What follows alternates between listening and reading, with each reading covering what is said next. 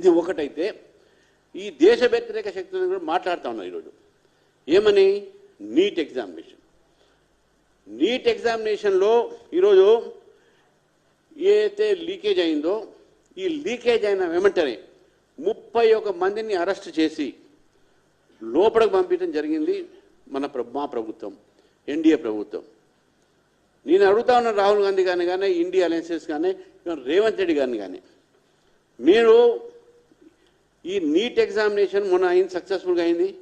ఈ neat examination test రాసిన వాళ్ళు కానీ, టెస్ట్లో పాస్ అయిన వాళ్ళు కానీ ఒక్కరైనా మీడియాకు ముందు వచ్చి ఏమైనా అన్యాయం అయింది చెప్పారని? ఎవరు ఒక్క వ్యక్తి రాలే, చెప్పట్లే. పైపైచి తెలంగాణలో కూడా నీట్లో చాలామంది సక్సెస్ అయ్యారు, మంచి ర్యాంకులు వచ్చినాయి. ఎవ్వరు కూడా నీట్ రాసిన ఏ స్టూడెంట్ కూడా ఈరోజు దానికి వ్యతిరేకించట్లేదు, వ్యతిరేకం మాట్లాడలేదు.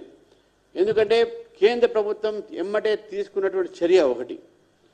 తర్వాత నీట్ అనేటటువంటి examination national eligibility cum entrance test NEET, ఇది కూడా తెలవని వాళ్ళు మొన్న మీకు జంతర్ మంతర్లో కలిశారు. సరే, అయితే పక్క పెడదాం. మనం ఈ యొక్క దేశంలో ఎగ్జామినేషన్ సరిగ్గా జరగాలి. గతంలో 2014 కన్నా ముందు లీకేజ్లు చాలా అయినాయి. కాబట్టి ఈ లీకేజ్ కాకుండా ఒక చట్టాన్ని తీసుకురావడం జరిగింది. ఆ చట్టము ఈరోజు మన దేశంలో ఆ చట్టము తీసుకువచ్చిన తర్వాత ఆ చట్ట ప్రకారము శిక్షతో పాటు ₹1,00,00,000 ఫైన్. ఎగ్జామినేషన్ పేపర్ లీకేజ్ అయితే యాక్ట్ ఉందో, prevention of unfair means public examinations prevention of unfair means act, ఇది 2024లో ఎనాక్ట్మెంట్ అయింది. అంతకుముందు 2014 కన్నా ముందు లీకేజ్, అవి కూడా చెప్తాను మీకు. లీకేజ్ అయితే 420 కింద కేసు పెట్టి వదిలేది. కానీ ఈ యొక్క public examination prevention of unfair means యాక్ట్లో 2024 నరేంద్ర మోదీ గారి ప్రభుత్వం తీసుకురావటం, దాంట్లో ₹1,00,00,000 ఫైను ఇది చేసిన జరిగింది. దాంతోపాటు గవర్నమెంట్ నేషనల్ టెస్టింగ్ ఏజెన్సీ అని పెట్టింది. నేషనల్ టెస్టింగ్ ఏజెన్సీ 2017 రాధాకృష్ణన్ గారి యొక్క నేతృత్వంలో ఈ యొక్క ఏదైతే నేషనల్ టెస్టింగ్ ఏజెన్సీ పెట్టారో ఇవి ఎగ్జామ్స్ కండక్ట్ చేస్తాయి.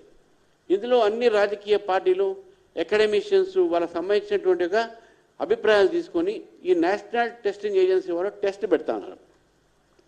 టెస్ట్ పెడుతున్నటువంటి యొక్క నేపథ్యంలో నీటిలో కొంత ఏదైతే లీకేజ్ అయ్యిందో ఈ లీకేజ్ సంబంధించిన దాంట్లో ఎగ్జామినేషన్ బయటకు పెట్టిందే ఈరోజు ప్రభుత్వం, దాన్ని బయటకు తీసుకువచ్చిందే ప్రభుత్వం. అందులో కూడా కాంగ్రెస్ లీడర్లు ఉన్నారు.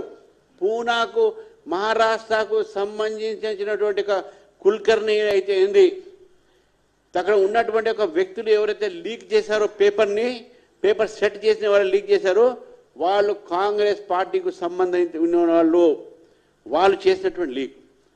నేను నిజంగా కూడా నీట్ లీక్ అయింది, దాని మీద మాట్లాడాలి అంటే రాహుల్ గాంధీ గారు పార్లమెంట్లో మాట్లాడవచ్చు. సిపిఐ సరే వాళ్ళకు ఉన్నారో లేరో తెలియదు, వాళ్ళకు కాంగ్రెస్ పార్టీ మాట్లాడచ్చు. ఇండియా అలయన్స్లో ఏమైనా మిగులు ఉంటే, ఇండియా అలయన్స్ బ్రేక్ అయిపోయింది కదా, ఎవరెవరితో ఉన్నారో మనకు తెలియదు, ఇంకా మనకు ఉంటే అక్కడ మాట్లాడచ్చు.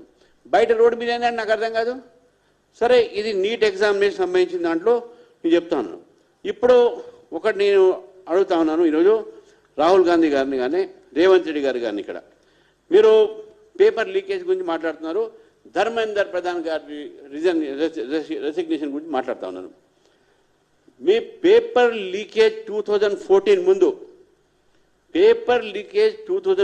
ముందు, తమిళనాడు మన వెస్ట్ బెంగాల్ టీఎంసీ, తమిళనాడులో ఏఐడిఎంకే, ఒడిశాలో బీజేడీ ప్రభుత్వం ఉన్నప్పుడు ఈ మొత్తం 53 కాంగ్రెస్ పాలిత రాష్ట్రాల్లో లీకేజ్ అయినాయి. టీఎంసీ వెస్ట్ బెంగాల్ 7 లీకేజ్ అయినాయి, ఏఐడిఎంకి అప్పుడు 7 లీకేజ్ అయినాయి, బీజేడీ ఒడిశాలో 6 లీకేజ్ అయినాయి. ఆమ్ ఆద్మీ పార్టీ ఢిల్లీలో ఇప్పుడు ఉన్నట్టు